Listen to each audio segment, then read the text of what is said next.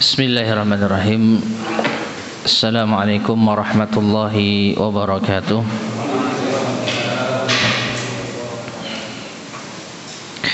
Innal hamdalillah nahmaduhu wa nasta'inuhu wa nastaghfiruh wa na'udzu billahi min shururi anfusina wa min sayyiati a'malina. Man yahdihillahu fala mudilla lahu wa man yudlil fala hadiya lahu. Wa asyhadu an la ilaha illallah wahdahu la syarika lahu. Wa asyhadu anna Muhammadan abduhu wa rasuluh.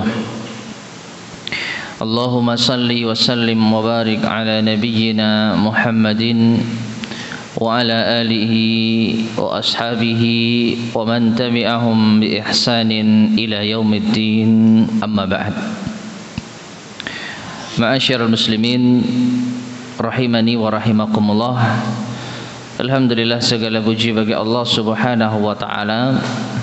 Pada kesempatan di malam hari ini kita bisa bertemu kembali di majelis yang mulia ini untuk melanjutkan kajian kita membahas kitab Khulasatu Ta'zimil Ilm, ringkasan pengagungan terhadap ilmu, yang disusun oleh Fadilatul Syekh Saleh ibn Abdullah ibn Hamad al-Utsaimin hafizahullahu ta'ala. Kitab yang membahas tentang perkara-perkara yang bisa mengantarkan kita untuk mengagungkan ilmu agama. Perkara-perkara yang insya Allah apabila kita amalkan, kita akan menjadi orang yang benar-benar memuliakan, mengagungkan ilmu agama. Dan pada kesempatan di malam hari ini insya Allah kita masuk pada poin yang keempat, Al-Ma'qidur Rabi', simpul yang keempat atau dasar yang keempat. Bagaimana agar kita bisa menjadi hamba Allah Subhanahu wa taala yang memuliakan ilmu agama. Berkata al-muallif hafizahullah taala, sarful himmati, memalingkan tekad, fihi, di dalamnya, di dalam menuntut ilmu agama ini, ila ilmil qur'ani, kepada ilmu Quran, was sunnati, dan sunnah. Jadi pada simpul yang keempat ini, bagaimana agar kita bisa menjadi hamba Allah Subhanahu wa taala yang benar-benar memuliakan ilmu agama, yaitu hendaknya kita memalingkan tekad kita, membulatkan tekad kita untuk mempelajari ilmu Al-Quran dan ilmu As-Sunnah. Ma'asyar muslimin rahimani wa rahimakumullah, dua ilmu ini adalah ilmu yang paling mendasar di dalam Al-Quran atau di dalam agama Islam. Apapun ilmu agama yang beraneka ragam dimensinya, beraneka ragam macamnya, jenisnya, ada tafsir, ada hadis, ada akhlak, ada qiraah, ada fikih, ada tauhid, dan lain sebagainya. Semuanya ini berporos pada dua ilmu ini, ilmu Al-Quran dan As-Sunnah. Maka ketika seseorang tatkala mempelajari ilmu agama ini, yang pertama kali ia pelajari dengan benar adalah Al-Quran dan As-Sunnah, maka insya Allah dia termasuk di antara hamba-hambanya, hamba-hamba Allah Subhanahu wa ta'ala yang memuliakan ilmu agama. Namun apabila ada seseorang yang tidak memprioritaskan untuk mempelajari Al-Quran dan As-Sunnah, Maka meskipun ia memiliki ilmu yang sangat dalam salah satu bidang ilmu agama, katakanlah misalnya fikih, tapi dia tidak memiliki perhatian terhadap ilmu Quran dan As-Sunnah, maka dikhawatirkan dia bukan termasuk orang yang benar-benar mengagungkan ilmu agama, alias ilmu fikih yang ia dapatkan dikhawatirkan tidak bermanfaat. Nah, oleh karena itu ma'asyar muslimin rahimani wa rahimakumullah, dua ilmu ini adalah yang paling mendasar. Sebelum kita masuki dimensi ilmu yang beraneka ragam, bagaimana sikap kita terhadap Al-Quran dan As-Sunnah? Kalau kita mengabaikannya, kalau kita menganggap remeh, maka hati-hati, bisa jadi ilmu yang akan kita pelajari tidak bermanfaat. Baik, kita baca penjelasan dari Al-Mu'allif hafizahullahu ta'ala.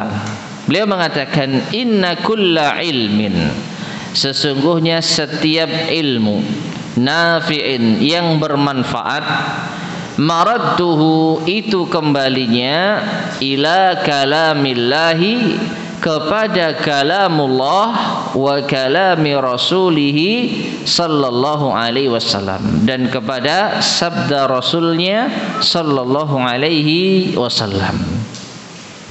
Jadi semua ilmu yang bermanfaat dalam kehidupan manusia, dalam urusan agama mereka, maka sebenarnya itu kembalinya kepada firman Allah Subhanahu wa taala dan sabda Rasulullah sallallahu alaihi wasallam. Tidak akan lepas dari dua ilmu ini, Al-Qur'an dan As-Sunnah. Wa baqil ulumi, dan sisa ilmu-ilmu yang ada. Artinya selain dua ilmu ini, selain ilmu Al-Quran dan As-Sunnah, ya, sisanya imma bisa jadi khadimun lahuma, menjadi pelayan bagi keduanya. Maksudnya menjadi pelayan apa? Yang menopang keduanya, yang membantu keduanya, membantu untuk memahami Al-Quran, membantu untuk memahami As-Sunnah. Misalnya ilmu bahasa, penting, tapi ilmu bahasa ini bukan tujuan. Kalau orang sudah faham bahasa selesai dia bisa menjadi orang yang bertakwa? Belum. Masih ada tahapan berikutnya. Setelah ia memahami ilmu bahasa Arab, ini yang membantu dia untuk memahami apa? Al-Quran, memahami As-Sunnah. Ya, jadi ilmu bahasa memang penting. Bahkan ini jembatan untuk bisa memahami Al-Quran dan As-Sunnah. Tanpa ilmu bahasa mustahil orang bisa paham Al-Quran dan As-Sunnah. Tanpa modal bahasa Arab mustahil orang bisa menjadi alim, bisa menjadi ulama. Kalau hanya menjadi dai, penyeru, ini mungkin saja dengan bermodalkan terjemah, dipahami, disampaikan, mungkin. Tapi bagaimana dia bisa memahami Al-Quran menurut kaidah bahasa Arab? Bagaimana dia bisa membaca penjelasan para ulama kita yang mereka berbahasa Arab? Maka butuh ilmu bahasa Arab. Tapi ilmu bahasa Arab sekali lagi bukan tujuan. Kalau orang sudah bisa bahasa Arab seakan-akan sudah menjadi alim, ulama, belum tentu juga. Namun orang yang tidak bisa bahasa Arab, maka dipastikan dia bukan seorang ulama. Tidak ada ulama kita yang tidak bisa bahasa Arab. Nah ini, jadi sisa-sisa ilmu yang lain selain Al-Quran dan As-Sunnah bisa jadi itu menjadi pelayan, melayani, membantu keduanya agar memahami keduanya. Fayu'khadhu minhu, maka diambil darinya, dari ilmu tersebut, ilmu yang lain. Ma tatahaqqaqu bihil khidmatu, apa yang bisa merealisasikan bentuk pelayanan tersebut. Artinya ilmu bahasa, katakanlah kita ambil contoh yang bermanfaat, yang bisa menjadikan realisasi dari pelayanan terhadap memahami Al-Quran dan As-Sunnah ini apabila ilmu bahasa tersebut yang memang bisa menjadikan kita memahami Al-Quran dan As-Sunnah. Artinya kalau ada ilmu bahasa yang mungkin tidak ada kaitannya dengan agama kita, tidak ada kaitannya dengan Al-Quran dan As-Sunnah, ya ini ilmu yang bisa dikatakan kurang bermanfaat. Ya, karena bisa jadi ilmu bahasa ini ada yang mungkin keluar dari agama. Apalagi kalau kita melihat para penyair, sastrawan. Apa kata para ulama kita? Sebaik-baik syair itu yang akdzabuhu, yang paling dusta. Jadi syair itu bisa menjadi indah kalau diisi dengan kedustaan. Ya, syair kaitannya dengan ilmu sastra dalam bahasa Arab. Namun kalau sudah keluar dari relnya, maka ini tidak bermanfaat. Ya, nah seperti itu. Jadi diambil yang memang bisa bermanfaat untuk melayani Al-Quran dan As-Sunnah. Dasar-dasar ilmu bahasa Arab, ya, nahwu, sharaf, balaghah dan yang semisalnya. Au ajnabiyun, atau bisa jadi ilmu tersebut asing, anhuma, dari keduanya. Jadi ilmu yang tidak bermanfaat atau ilmu yang tidak bisa menjadi pelayan ilmu Quran dan Sunnah, tapi dia asing dari keduanya. Fala yadhurrul jahlu bihi, maka tidak memudaratkan apabila kita bodoh darinya. Ya, mungkin ilmu-ilmu yang contohnya ilmu filsafat. Bagaimanapun juga filsafat termasuk di antara dimensi ilmu yang masyhur. Tapi kalau kita nggak tahu filsafat, ya tidak akan memudaratkan kita. Karena ilmu filsafat ini asing ya bagi Al-Quran dan As-Sunnah, bahkan tidak diperlukan bagi Al-Quran dan As-Sunnah. Ya, jadi intinya ma'asyar muslimin rahimani wa rahimakumullah, ilmu apapun itu apabila ia bisa menopang kita untuk memahami Al-Quran dan As-Sunnah, maka itu ilmu yang bermanfaat. Tapi sekali lagi, itu hanya sebagai pengantar, hanya sebagai yaitu sebab, ya, hanya sebagai pelayan, bukan intinya. Karena inti sari ilmu agama di dalam Islam adalah Al-Quran dan As-Sunnah. Taib. Kemudian mu'allif berkata, wa ma ahsana qawla Iyadin al-Yahsubi fi kitabihil ilma, dan betapa baiknya ucapan Iyad al-Yahsubi di dalam kitabnya Al-Ilma. Al-ilmu fi aslaini la ya'duhuma, ilmu itu di dalam dua asal, tidak ada selain keduanya. Artinya ilmu itu hanya ada pada dua pokok, tidak ada selain keduanya. Yang dimaksud tentu saja Al-Quran dan As-Sunnah. Illal mudhillu, kecuali orang yang menyesatkan, anit tariqi, dari jalan, al-lahibi, yang jelas. Artinya kalau memaksakan diri untuk mempelajari selain kedua ilmu tersebut, atau selain dari ilmu yang bisa menopang, melayani, mengantarkan kepada kedua ilmu tadi, maka ini tersesat atau menyesatkan dari jalan yang jelas. Apa dua ilmu itu? Ilmul kitabi wa ilmul athari allati qad usnidat an tabi'in an sahibi. Ilmu kitab Al-Quran wa ilmul athar, dan ilmu athar. Yang dimaksud dengan athar adalah ilmu hadis, ilmu sunnah. Allati qad usnidat, yang telah disandarkan, an tabi'in, dari tabi'in, an sahibi, dari sahabat. Ya. Jadi ilmu athar yang dimaksud adalah ilmu hadis. yaitu hadis-hadis yang diriwayatkan dari para tabi'in, kemudian dari para sahabat, dari siapa? Rasulullah sallallahu alaihi wasallam. Taib. Nah, ini ma'asyar muslimin rahimani wa rahimakumullah, syair yang insyaallah bermanfaat. Karena isinya apa? Jelas. Ya, menunjukkan bahwa ilmu itu hanya ada pada dua pokok tadi, Al-Quran dan As-Sunnah. Selain keduanya, maka itu bisa menyesatkan dari jalan yang jelas. Dan ilmu itu yang kedua tadi adalah Alkitab dan Al-Athar, yang disandarkan kepada Rasulullah sallallahu alaihi wasallam dari tabi'in, dari sahabat radhiyallahu anhum. Taib.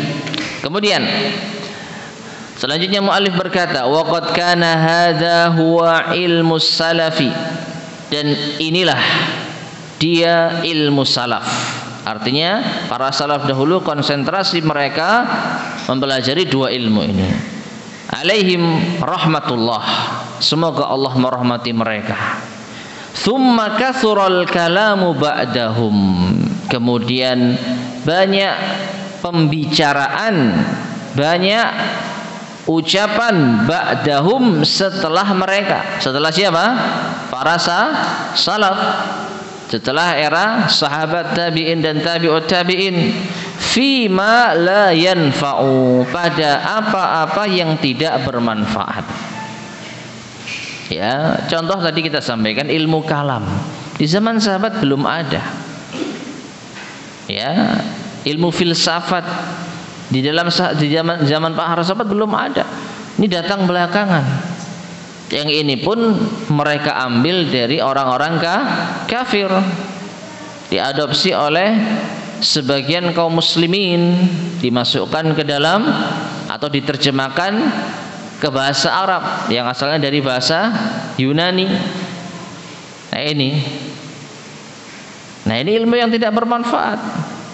Para salaf tidak mengenal ilmu-ilmu semacam ini.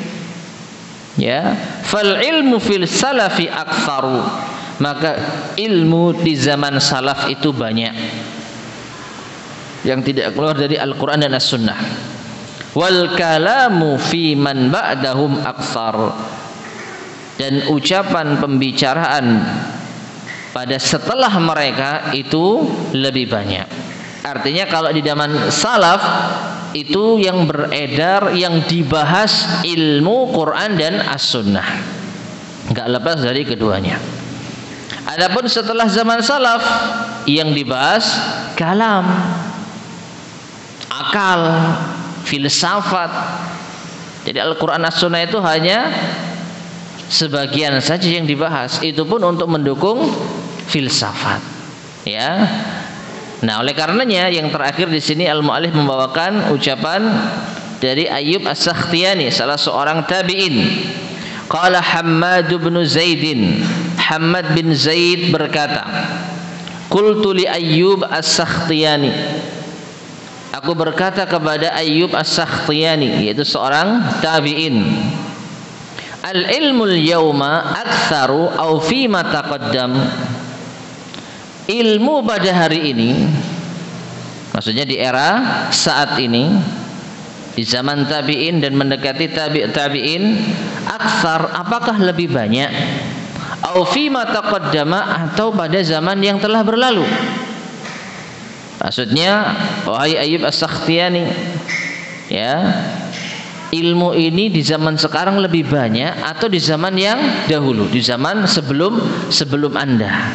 Faqal, maka Ayyub As-Sakhtiyani berkata, al-kalamul yawma aktsaru, kalam, pembicaraan pada hari ini lebih banyak. Wal ilmu fima taqaddama aktsaru, sedangkan ilmu pada masa sebelumnya itu lebih banyak. Ma'asyiral muslimin rahimani wa rahimakumullah. Perhatikan, ini di zaman Ayyub As-Sakhtiyani, salah seorang tabi'in, sigharut tabi'in. Ya, tabi'in di era yang akhir. Di era akhir. Ya, menjelang masa tabi'ut tabi'in. Itu saja beliau merasa di zaman ini orang itu banyak bicara daripada membahas ilmu.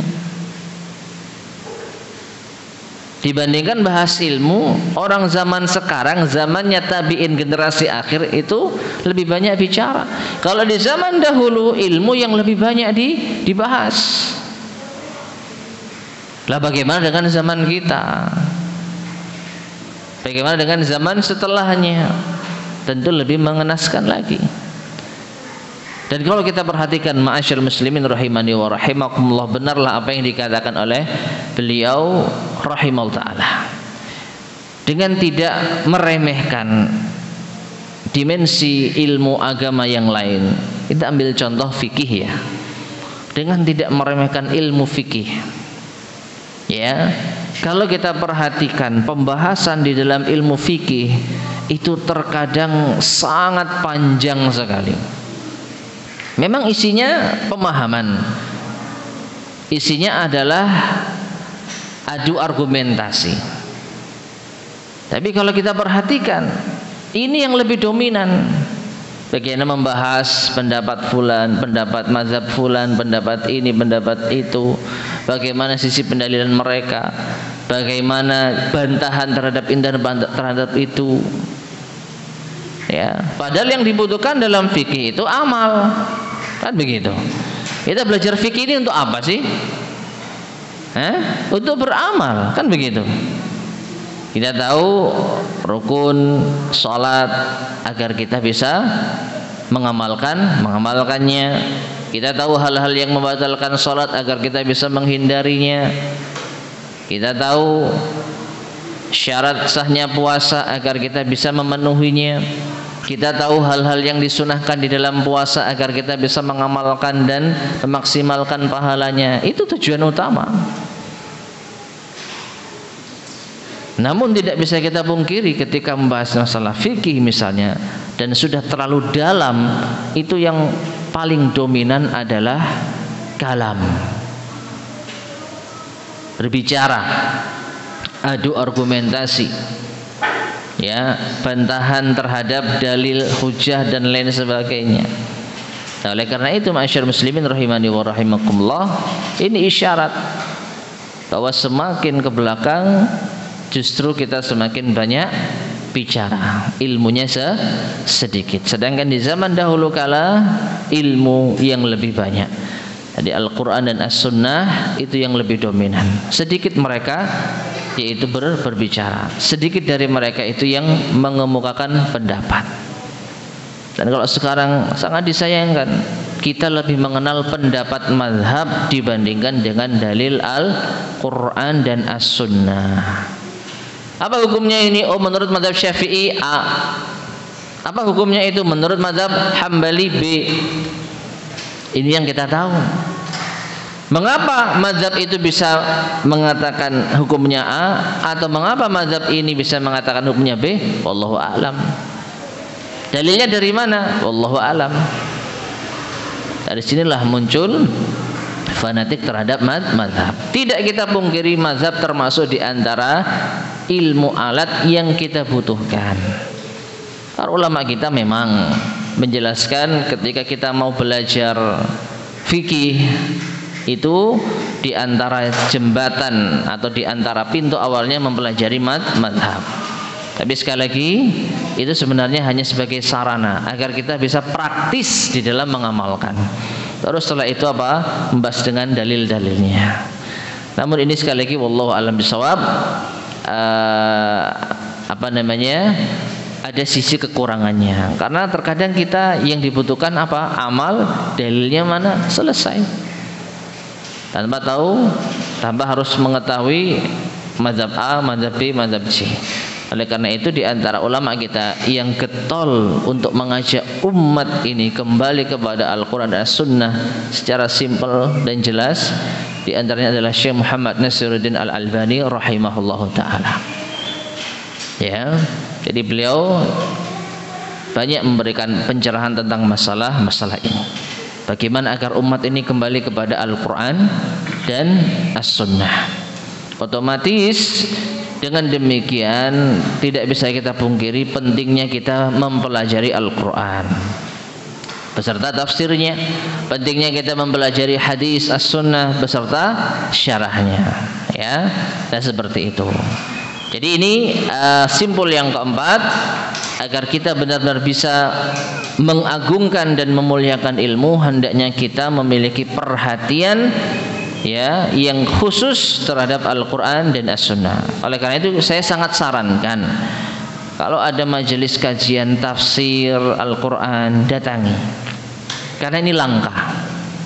Jujur saja, di zaman sekarang orang lebih tertarik membahas masalah tauhid, masalah fikih, masalah akhlak dan lain sebagainya. Ini penting iya, tapi jangan lupakan Al-Quran. Dan sangat miris sekali kalau ada majelis tafsir Al-Quran, itu biasanya yang hadir sedikit. Biasanya yang hadir sedikit. Ya, tapi kalau membahas masalah tauhid, manhaj, fikih atau akhlak, luar biasa peminatnya. Padahal kita ini mendengung-dengungkan apa? Kembali kepada Al-Quran dan As-Sunnah. Tapi nyatanya ketika ada majelis tafsir Al-Quran, peminatnya sedikit. Ya.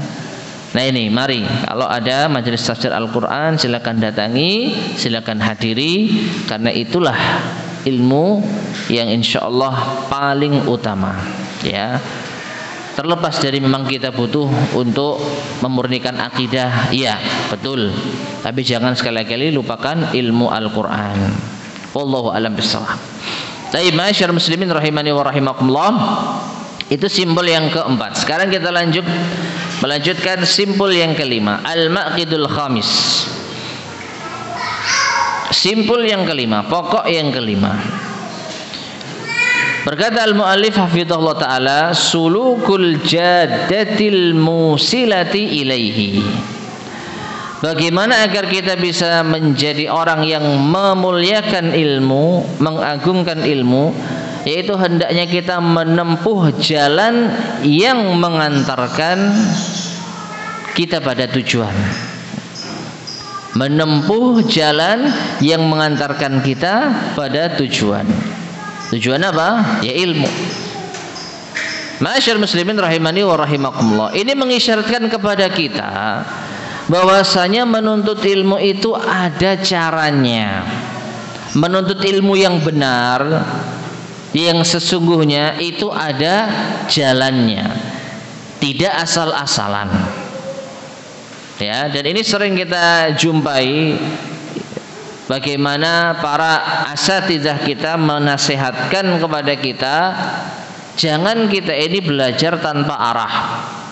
Meskipun wallahu a'lam bishawab, kalau saya pribadi melihat ini tergantung situasi dan kondisi.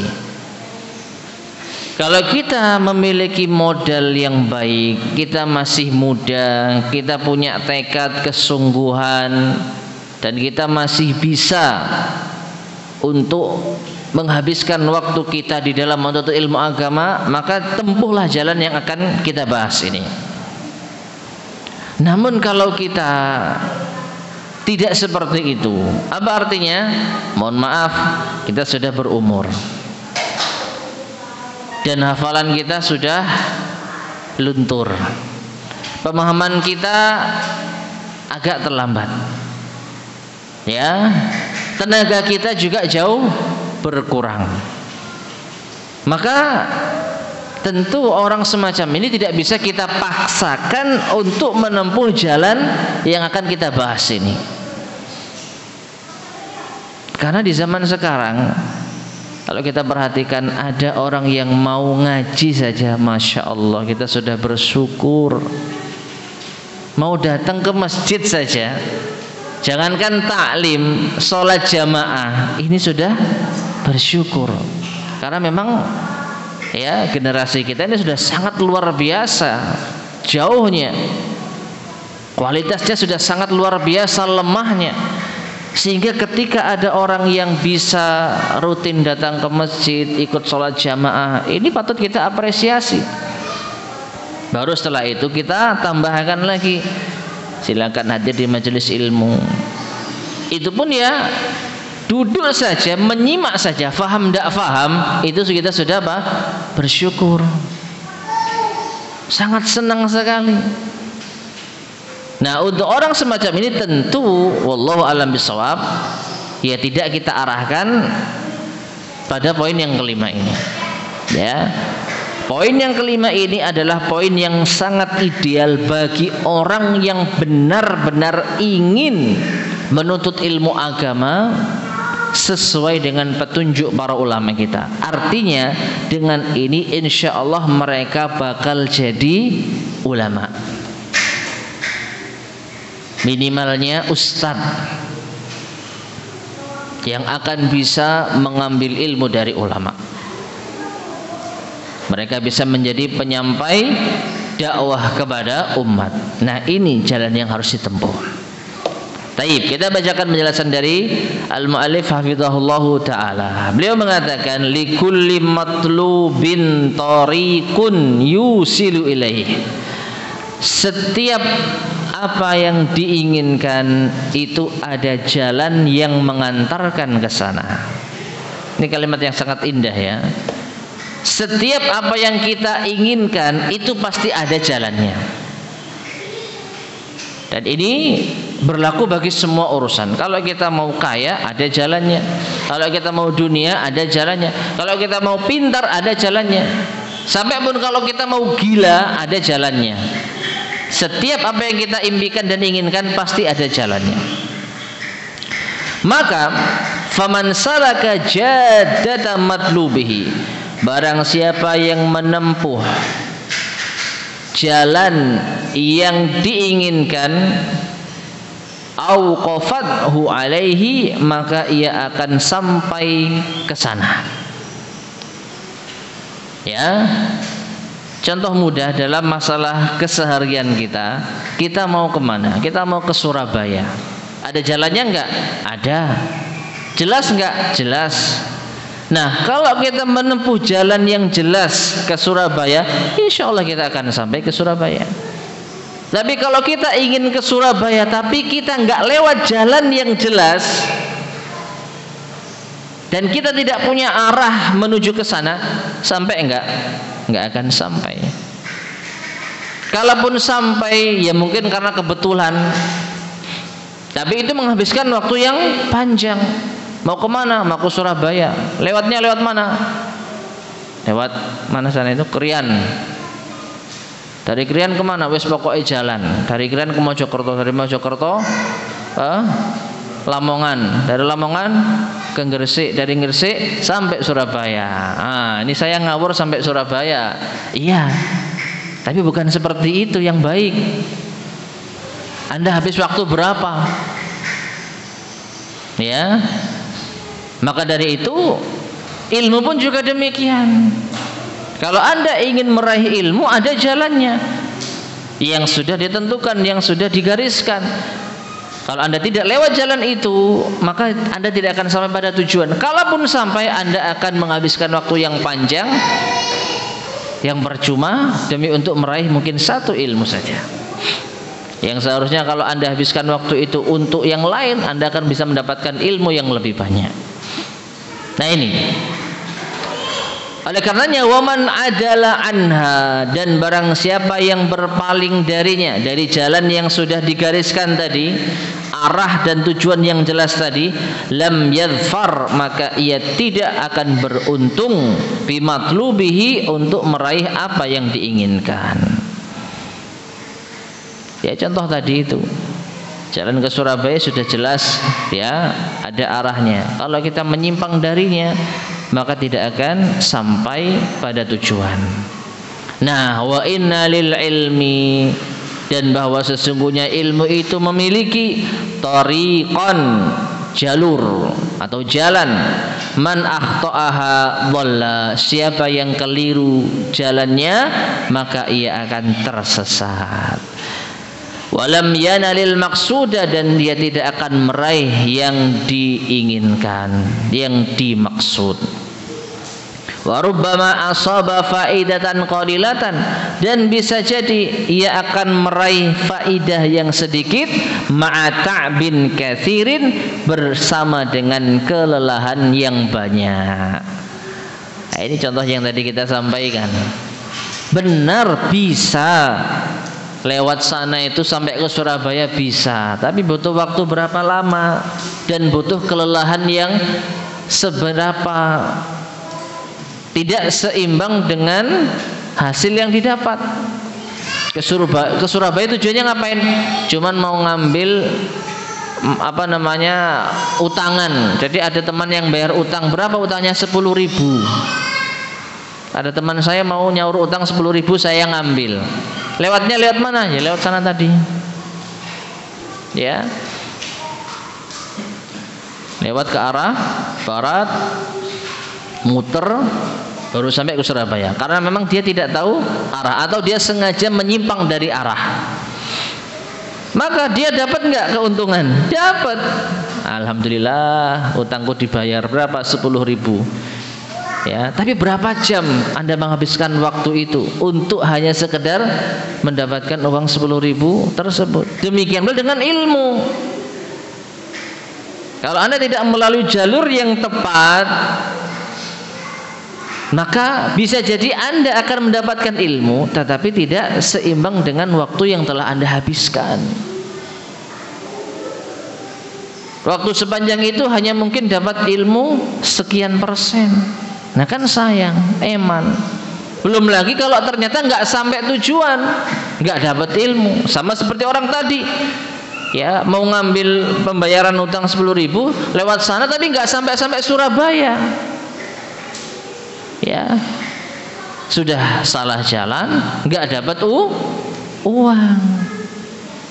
Nah ini, jadi perumpamaan yang sangat baik dari muallif hafizahullah taala.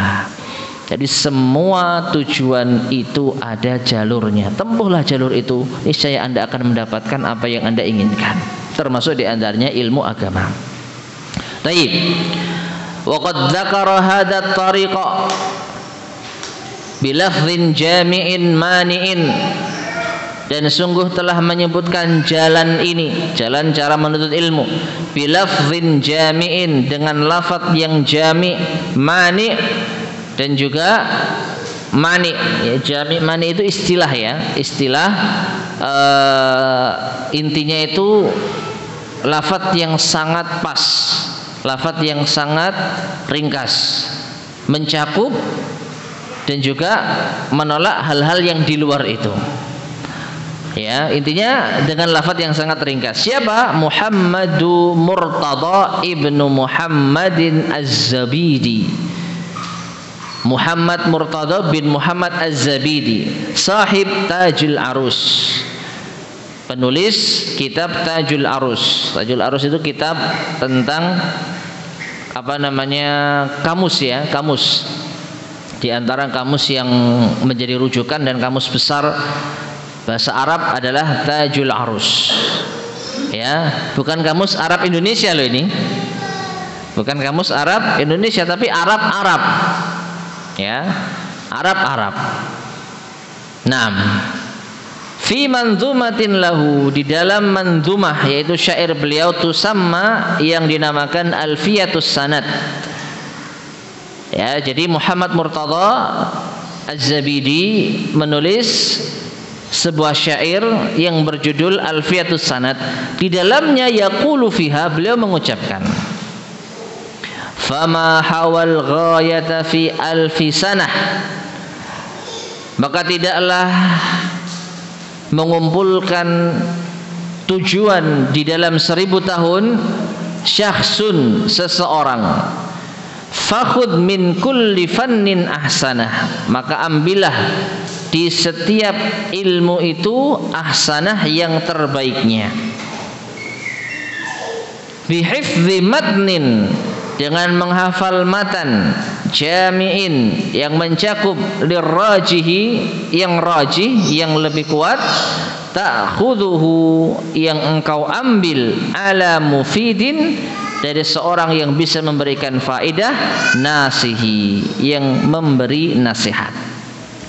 Taib, ma'asyar muslimin rahimani wa rahimakumullah, ini diantara syair yang mungkin sulit untuk kita pahami secara rinci, tapi secara global saja. Secara global, seseorang ini tidak akan bisa mendapatkan faidah, ilmu, tujuan meskipun dia menghabiskan 1000 tahun, kecuali apabila dia menempuh jalan ini. Apa itu? Menghafal matan. Nanti akan kita terangkan insyaallah. Menghafal matan. Apa itu matan? Nanti akan kita terangkan insyaallah. Ya. Kemudian diambil, kita belajar dari seorang guru yang mumpuni, yang bisa memberikan nasihat. Itu singkatnya, syair ini maknanya seperti itu. Kalau kita mau meraih ilmu agama yang benar, menghafalkan matan dan belajar dari seorang guru yang mumpuni, yang ahli, yang bisa memberi nasihat. Itu ringkasnya. Nah, sekarang kita terangkan dari penjelasan al-mu'allif hafizahullah ta'ala. Fatariqul ilmi wajaddatuhu, maka jalan ilmu atau jalur ilmu itu mabniyatun ala amraini, dibangun atas 2 perkara. Man akhadha bihima, siapa yang mengambil keduanya, kana mu'azziman lil ilm, maka ia menjadi orang yang mengagungkan ilmu, memuliakan ilmu. Li'annahu yatlubuhu, karena ia menuntut ilmu tersebut, min haitsu, dari sisi yumkinul wusulu ilaihi, yang memungkinkan untuk sampai di sana. Jadi artinya 2 perkara inilah, 2 perkara mendasar inilah yang akan menjadi jalur utama kita bisa meraih ilmu agama. Fa ammal amrul awwalu, perkara yang pertama, fa hifdzu matnin jami'in lirrajihi, yaitu menghafal matan yang mencakup, yang rajih, yang kuat. Fala budda min hifdzin, maka harus dengan menghafal. Faman dhanna wa man dhanna, maka siapa yang menyangka annahu yanalul ilma, ia akan meraih ilmu bila hifdzin, tanpa menghafal, fa innahu yatlubu muhalan, maka ia menuntut sesuatu yang mustahil. Sesuatu yang mustahil. Wal mahfudhu, dan yang menjadi sandaran, al muawwalu, yang disandarkan atasnya, alaihi, huwal matnul jami'u, adalah matan yang jami', yang mencakup, lirrajihi, yang kuat, ay al mu'tamadu inda ahlil fan, yaitu yang dijadikan sandaran bagi ahli ilmu tersebut. Taib. Ma'asyiral muslimin rahimani wa rahimakumullah. Di sini kita perhatikan al-mu'allif menyampaikan sesuatu yang mungkin asing bagi kita. Matan, apa sih matan itu? Ya, kalau kita kembali kepada Al-Quran dan As-Sunnah, ya tidak kita jumpai matan. Tapi kalau kita mempelajari ilmu tertentu, ilmu tauhid misalnya, ilmu hadis misalnya, ilmu fikih misalnya, kita akan menjumpai banyak matan. Ya, matan itu secara inti artinya ya saripati, inti. Dan ini kalau kita sebutkan sebagai contoh mungkin lebih mudah. Apa itu? Kitabut Tauhid. Pernah dengar? Yang disusun oleh siapa? Syekh Muhammad bin Abdul Wahab. Dari situ ada syarah, penjelasan. Di antaranya yang paling fenomenal Fathul Majid. Ada lagi Al-Qaulul Mufid, syarah Kitabut Tauhid yang disusun oleh Syekh Muhammad bin Shalih Al-Utsaimin. Ya. Nah, perhatikan, Kitabut Tauhid yang disusun oleh Syekh Muhammad bin Abdul Wahab itu namanya matan. Matan kitab tauhid. Contoh lagi Al-Usul As-Salasah, pernah dengar? 3 landasan utama yang disusun oleh sama Syekh Muhammad bin Abdul Wahab rahimahullah. Ini juga apa? Matan Usul As-Salasah. Ada di samping matan ada syarah. Syarah Usul As-Salasah. Ada syarahnya Syekh Muhammad bin Shalih Al-Utsaimin, ada syarahnya Syekh Utsaimin juga, dan banyak. Fikih. fikih juga sama, ada matan fikih. Meskipun kalau sudah bahas fikih biasanya matan ini mengarah ke arah mazhab. Contoh matan fikih Syafi'i, di antara yang terkenal adalah matan Abu Syuja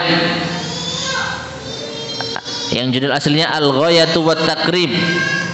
Isinya bagaimana? Ya hanya sekedar penjelasan ringkas tanpa dalil, tanpa keterangan yang panjang. Rukun sholat ada sekian, 1 ini, 2 ini, 3 ini. Air itu ada sekian, air ini dan air itu. Sampai kitab yang paling akhir dalam masalah fikih. Nah, setelah matan Abi Suja ada syarahnya. Ya, ada syarah matan Abi Suja.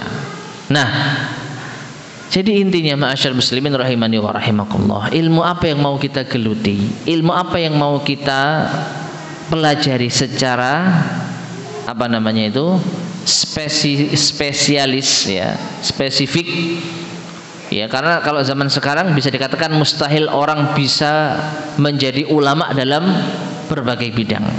Sekarang itu zamannya takhassusat, seseorang memiliki spesialisasi tersendiri. Ya, belajar ilmu ini mulai S1 sampai S3 hanya belajar masalah fikih misalnya, yang lain masalah usuluddin, yang lain masalah hadis. Mustahil atau bisa dikatakan jarang di zaman sekarang orang bisa mumpuni dalam segala bidang ilmu agama. Ya, hanya satu yang mungkin dikenal oleh kaum muslimin di era-era dahulu, di abad ke-7 Hijriah, sampai-sampai beliau digelari dengan Syekhul Islam. Siapa? Ibnu Taimiyah. Mengapa beliau digelari Syekhul Islam? Karena beliau itu ahli dalam semua bidang agama. Fikihnya mapan, tauhidnya luar biasa, ya, tafsirnya bagus, kemudian hadisnya juga nomor 1. Nah, makanya dinamakan Syekhul Islam. Ya, nah seperti itu. Nah, kalau sekarang mustahil. Seorang kalau alim ya di satu bidang saja. Ahli hadis tapi dalam masalah fikih kurang. Dalam masalah tauhid tidak semapan hadisnya. Nah, intinya kalau kita mau menggeluti ilmu tertentu, dan ini sekali lagi saya sampaikan, bagi siapa? Bagi orang yang memang punya potensi, masih muda, hafalannya kuat, waktunya masih banyak, tanggungannya belum ada. Nah, ini tempuh. Apa itu? Menghafal matan. Saya ingin jago dalam masalah tauhid, hafalkan matan usul salasah, matan kitabut tauhid, matan al-qawaidul arba, matan akidah wasitiyah, matan akidah tohawiyah. Itu dilahap. Tentunya tidak mengurangi perhatian kita terhadap apa tadi? Ilmu yang sebelumnya tadi, Al-Quran. Kalau itu sudah wajib. Ya, Al-Quran itu sudah nggak bisa ditawar. Maksudnya setelah kita perhatian terhadap Al-Quran, hafalan Al-Quran kita ada, ya, kita baru nambah yang seperti ini, matan ini. Nah, beliau mengatakan siapa yang menyangka ilmu bisa diraih tanpa menghafal, maka ini adalah hal yang mustahil. Ya, para ulama kita dahulu jago dari bidang ilmu karena apa? Hafalannya. Para sahabat radhiyallahu anhum yang meriwayatkan ribuan hadis dari Rasulullah sallallahu alaihi wasallam, bagaimana hadis itu bisa sampai ke kita? Ya karena hafalannya. Kita kenal sahabat Abu Hurairah radhiyallahu anhu. Kita kenal sahabat Abdullah bin Abbas radhiyallahu anhuma. Kita kenal sahabat yaitu Ibnu Umar radhiyallahu anhuma, Aisyah istri Rasulullah sallallahu alaihi wasallam, ummahatul mukminin. Berapa ribu hadis yang mereka sampaikan kepada murid-muridnya. Dengan apa? Dengan hafalan. Ya, orang mau jadi ulama tapi nggak mau menghafal. Nah, ini omong kosong. Ya, hafalan saya lemah. Ya kalau gitu Anda tidak memiliki bakat jadi ulama. Harus tahu diri. Tapi siapa yang punya hafalan yang kuat, dia memiliki potensi yang besar, silakan tempuh jalur ini. Selain menghafal Al-Quran dan As-Sunnah, maka hafalkan matan-matan tersebut. Nah, kemudian yang disebutkan di sini matan yang jami' yang rajih. Ini intinya matan yang diakui oleh ahli ilmu dalam bidang tersebut. Ya, ini sudah tingkat lanjutan ya. Artinya mungkin ada sebagian matan yang tidak diakui. Maka jangan ambil yang itu. Ambil matan yang diakui, yang disepakati oleh ahli ilmu di bidang tersebut. Baik, ini yang pertama. Jadi dengan menghafal matan. Kalau mau jadi ulama di bidang tertentu, Anda harus punya hafalan matan selain hafalan Al-Quran dan Sunnah.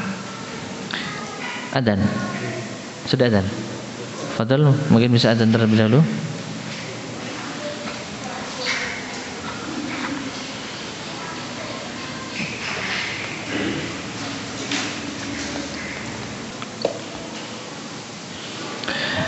Bismillahirrahmanirrahim.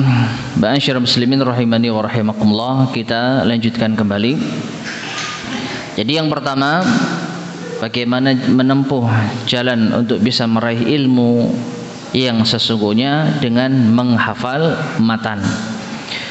Yang kedua, wa ammal amru tsani, adapun perkara yang kedua, fa akhdhuhu ala mufidin nasihin, maka ia harus mengambil ilmu tersebut dari seorang mufid yang bisa memberi faedah, nasihin, dan memberi nasihat. Fatafza'u ila syekhin, maka ini merujuk kepada seorang syekh, seorang guru, tatafahhamu anhu ma'aniyahu, yang bisa memahami makna-makna tersebut. Artinya Anda bisa memahami ilmu tersebut dari beliau. Yattasifu bihadzainil wasfaini, dan ini memiliki dua sifat. Baik, sebelum kita lanjutkan, jadi perkara yang kedua kesimpulannya apa? Kita harus belajar dengan seorang guru. Afwan, dengan guru. Bukan seorang ya, karena bisa jadi guru kita banyak. Kita harus belajar dengan guru. Harus mengambil ilmu langsung dengan guru. Ya kalau kita dengan ustaz atau dengan ulama, duduk di hadapan mereka. Sehingga kalau orang mau menjadi seorang alim, seorang yang berilmu dengan sesungguhnya, tapi dia nggak pernah duduk di hadapan seorang guru, belajar intensif, dan kembali lagi belajar matan tadi, ya sudah menghafalkan matan, lalu matan itu dipelajari di hadapan guru mulai dari awal sampai terakhir. Kalau itu nggak dilakukan, ya tidak akan pernah bisa menjadi seorang yang berilmu dengan sesungguhnya, alias tidak akan pernah menjadi seorang ulama. Dan sekali lagi ma'asyiral muslimin rahimani wa rahimakumullah, ini bagi siapa yang memang memiliki modal dan potensi menjadi seorang ulama, ini yang harus ditempuh. Namun kalau kita memiliki keterbatasan seperti yang tadi kita sampaikan dari segi usia, hafalan, kemampuan, tanggungan, gak bisa Ustaz, ya sudah, yang penting kita hadir di majelis ilmu. Mudah-mudahan ini bisa meminimalisir kebodohan kita. Tapi jangan bermimpi untuk menjadi seorang ulama yang bisa berfatwa, yang bisa mengucapkan statement yang dipercaya. Ya kelasnya kita ini cuman menukil saja. Kalau ditanya, yang saya tahu kata Ustadz Fulan, kalau hafal dalilnya seperti ini. Sudah. Kalau kita diajak debat, ya jangan mau, kita bukan ulama. Jadi kita harus paham apa? Keterbatasan kita, level kita nggak bisa untuk menjadi seorang ulama. Ya, tapi ini kita bahas barangkali di antara kita atau di antara anak-anak kita ada yang bisa kita proyeksikan jadi ulama, monggo silahkan. Ya, ajarkan mereka ini jalannya. Kamu hafalkan matan ini dan kamu duduk dengan guru ini. Sudah jalan seperti itu. Nah, sekarang untuk menjadi seorang yang bisa mengajar, ini sebenarnya kaitannya dengan masalah ilmu agama, menjadi alim sesungguhnya. Tapi ini bisa kita ambil faedah, paling tidak dasar seorang yang bisa kita ambil ilmunya. Harus punya dua sifat. Fa'awaluhuma, yang pertama al-ifadah. Guru ini harus memiliki sifat ifadah. Apa ifadah? Secara makna bahasa artinya memberi faidah. Guru ini bisa memberi faidah. Namun secara spesifik berkata al-muallif hafizahullah taala, wahyal ahliyatu fil ilmi, yaitu seorang guru yang memiliki keahlian di bidang ilmu tersebut. Taunya ahli gimana? Oh, banyak yang nonton. Apakah seperti itu? Banyak penggemarnya. Apakah seperti itu? Banyak apa kalau zaman sekarang? Subscribernya, banyak viewernya. Apakah itu menunjukkan seorang ahli? Belum tentu. Seorang ahli itu dilihat dari mana? Beliau mengatakan fayakunu, maka guru itu diantara mimman urifa, yang diketahui bitolabil ilmi, dengan riwayat menuntut ilmunya. Nah, Ustadz Fulan, Syekh Fulan dulu belajar di mana? Oh, riwayatnya ini loh jelas, biografinya belajar di luar negeri misalnya, S1 Madinah, S2 Madinah, S3 Madinah. Sudah. Guru-gurunya siapa? Guru-gurunya Syekh Fulan yang sudah dikenal sebagai ulama Ahlus Sunnah. Ya sudah. Berarti dia memiliki keahlian. Atau kelas lokal, Ustadz Fulan belajar di pondok A, pondok yang sudah ma'ruf, pondok B, pondok yang sudah ma'ruf. Nah, ini berarti jelas. Silahkan mengambil ilmu dari guru tersebut. Ya. Jadi urifa bi talabil ilmi wa talaqi hatta adraka. Dia dikenal sebagai orang yang menuntut ilmu dan mengambil ilmu hingga ia mendapatkan ilmu. Ya, terlebih kalau dapat rekomendasi dari gurunya. Fasarat lahu malakatun qawiyatun fihi, maka jadilah guru tersebut memiliki keahlian yang kuat di dalamnya. Nah, ini penting. Jadi kita bisa menimba ilmu dari seorang guru yang riwayat pendidikannya, menuntut ilmunya jelas. Nah, ini menuntut kita untuk apa? Untuk aktif, ya, dalam mencari tahu. Nah, ini wal aslu fi hadza, dalil atas hal ini, kenapa kita harus mengambil ilmu dari seorang guru yang jelas riwayat belajarnya, ada dalilnya. Ma akhrajahu Abu Daud, apa yang dikeluarkan oleh Abu Daud fi sunanihi, di dalam sunannya, bi isnadin qawiyyin, dengan sanad yang kuat, an Ibni Mas'udin an Ibni Abbasin radhiyallahu anhuma, dari sahabat Abdullah bin Abbas radhiyallahu anhuma, anna Nabiy sallallahu alaihi wasallam qaal, bahwasanya Nabi sallallahu alaihi wasallam bersabda, tasma'un, kalian mendengar, wa yusma'u minkum, dan akan didengar dari kalian, wa yusma'u mimman yasma'u minkum, dan akan didengar dari orang yang mendengar dari kalian. Ma'asyiral muslimin rahimani wa rahimakumullah. Ini bahasa Rasulullah SAW begitu rinci, jelas tapi singkat. Tasma'un, wahai sahabat, kalian sudah mendengarkan hadis dariku. Wa yusma'u minkum, dan nanti hadis kalian akan didengar oleh orang lain, yaitu para tabi'in. Wa yusma'u, dan nanti hadis yang didengar dari kalian oleh para tabi'in akan didengar pula oleh yang mendengar kalian, yang mendengar dari kalian tersebut. Wa yusma'u mimman yasma'u minkum, akan didengar dari orang yang mendengar dari kalian. Artinya hadis ini dari aku, dari Rasul SAW, akan kalian dengar dan kalian sampaikan, dan akan didengar oleh tabi'in, dan akan disampaikan pula terus. Dan ini disebut silsilah ilmu. Jadi jelas dari Rasulullah SAW, dari sahabat, dari tabi'in, dari tabi'ut tabi'in, dari murid-muridnya sampai seterusnya. Nah, oleh karena itu ketika kita ingin mengambil ilmu dari seorang guru juga harus jelas belajarnya dari siapa. Siapa gurunya? Gurunya belajar dari siapa?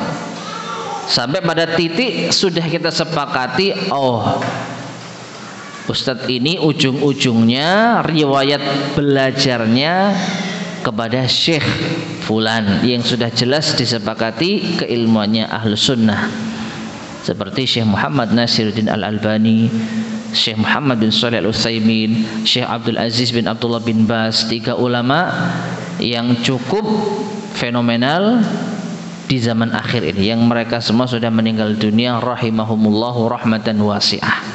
Nah, kan mereka punya murid-murid, murid-muridnya juga punya murid-murid, nah murid-muridnya juga punya murid-murid, dan di antara mereka semoga itu guru-guru kita. Jelas ya? Jadi seorang guru bisa diambil ilmunya kalau riwayat pendidikannya jelas.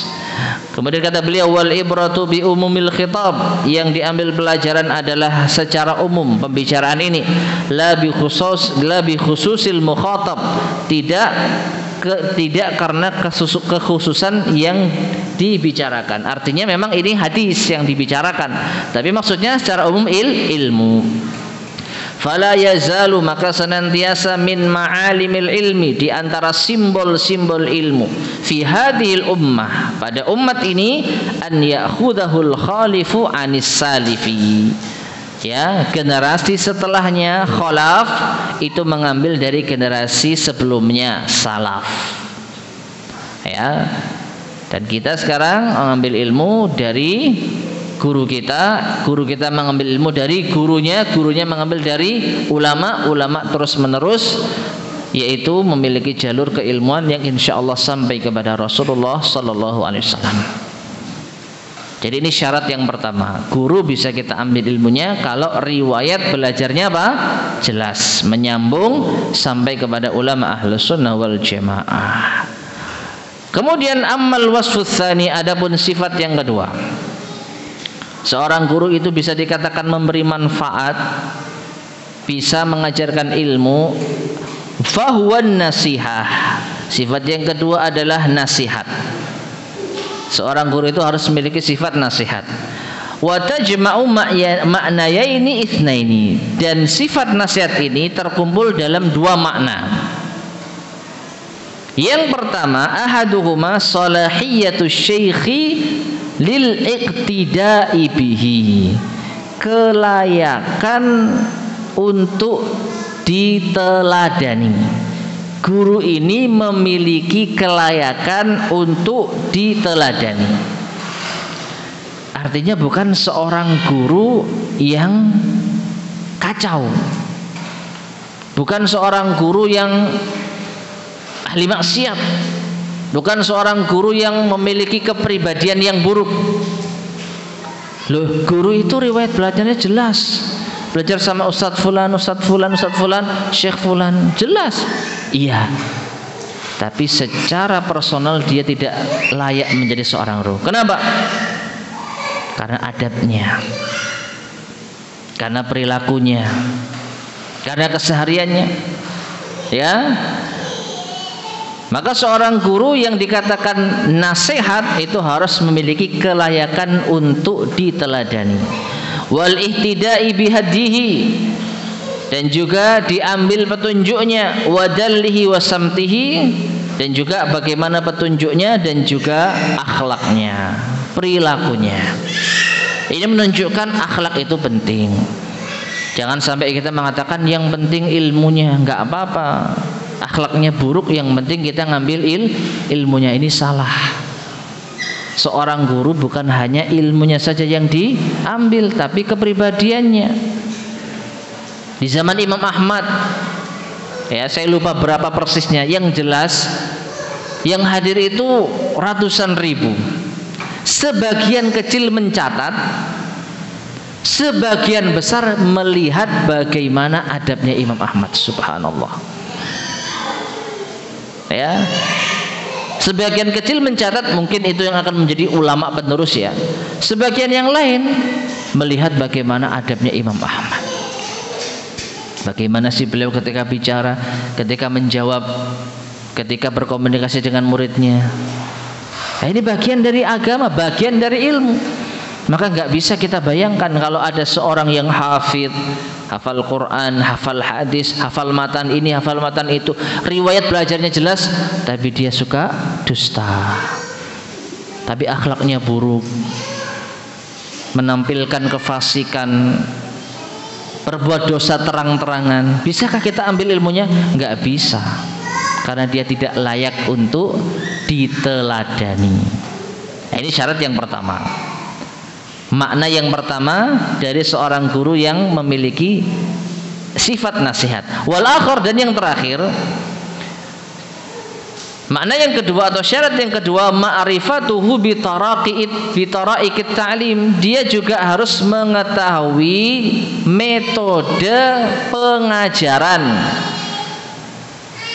Bihaitsu, di mana yuhsinu ta'limal muta'allim, dia bisa baik di dalam mengajarkan orang yang belajar.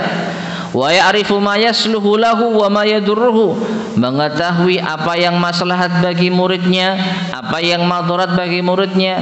Wifqat tarbiyatil ilmiyati, sesuai dengan metode tarbiyah ilmiah, allati dzakaraha asy-Syatibi fil Muwafaqat, yang disebutkan oleh Imam Asy-Syatibi di dalam kitabnya Al-Muwafaqat. Wallahu a'lam bishawab. Apa yang disebutkan Imam Asy-Syatibi saya tidak tahu.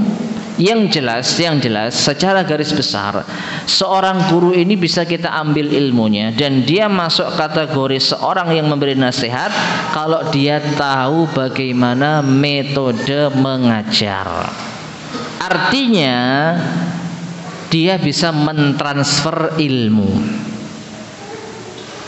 Ya, karena ada seorang guru, seorang alim yang riwayat pendidikannya jelas dan akhlaknya jelas, sehingga dia bisa diteladani. Tapi dia kalau ngajar itu yang muridnya nggak mudeng. Ada kalanya seperti itu. Pintarnya pintar, cerdasnya cerdas, tapi kalau bicara, kalau menyampaikan sesuatu, yang dengar itu nggak paham. Nah, untuk guru semacam ini, maka dia tidak memiliki syarat kelayakan untuk diambil ilmunya. Karena tujuan kita belajar supaya mendapatkan ilmu. Nah, kalau gurunya pintar tapi nggak bisa mentransfer ilmu, apa yang didapat? Ya. Nah, oleh karena itu, kalau kita perhatikan, 3 syarat ini harus terpenuhi. Ya, 2 syarat, yang satu dipecah menjadi 2. Ya, jadi tempuh jalur ini. Kalau kita mau berhasil di dalam menuntut ilmu, tempuh jalur ini. Kita ringkaskan ya. Ada 3 kalau kita pecah, ada 2 kalau kita perinci. 3 itu apa? Yang pertama menghafal matan. Yang kedua mengambil ilmu dari guru yang jelas riwayat pendidikannya. Yang ketiga mengambil ilmu, berarti ada 4 ya, mengambil ilmu dari guru yang layak diteladani. Yang keempat mengambil ilmu dari guru yang bisa mentransfer ilmu.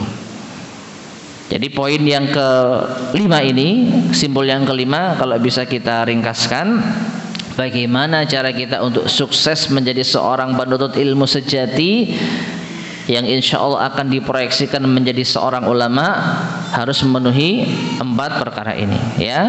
Yang pertama menghafal apa? Matan. Yang kedua belajar dari seorang guru yang jelas riwayat pendidikannya, riwayat belajarnya. Yang ketiga, mengambil ilmu dari seorang guru yang layak untuk diteladani. Ya, bukan guru yang buruk akhlaknya. Dan yang keempat, belajar dari seorang guru yang bisa mentransfer ilmu. Yang kalau kita diajari faham mudeng. Nah, ini silahkan diambil ilmunya. Baik, ma'asyiral muslimin rahimani wa rahimakumullah. Mungkin ini yang bisa kita sampaikan pada kesempatan di malam hari ini. Kurang lebihnya saya mohon maaf ya, semoga bermanfaat. Ada pertanyaan? Ya. Masya Allah. Semoga bisa menjawab.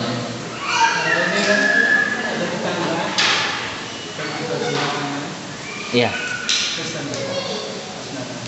Iya. Bagaimana hukumnya menerima hadiah dari perayaan non-muslim, gitu ya? Hadiah ini dalam rangka perayaan hari raya non-muslim. Kita sebagai seorang muslim bolehkah menerima hadiah tersebut? Wallahu a'lam bishawab. Ya, terdapat asar dari para sahabat, di antaranya Ali bin Abi Thalib, bahwasanya beliau pernah menerima hadiah dari perayaan orang kafir. Ya. Tapi hanya menerima. Kalau kasih hadiah nggak boleh. Karena kalau kasih hadiah berarti kita ikut membenarkan. Tapi kalau menerima hadiah, ya kita diberi hadiah, kita terima. Ya. Jadi wallahu alam diperbolehkan. Kesimpulannya seperti itu. Mungkin itu Pak ya. Nggih. Baik, ada lagi? Cukup ya? Kita akhiri. Subhanakallahumma bihamdika asyhadu an la ilaha illa anta astaghfiruka wa atubu ilaik. Alhamdulillahirabbil alamin. Assalamualaikum warahmatullahi wabarakatuh.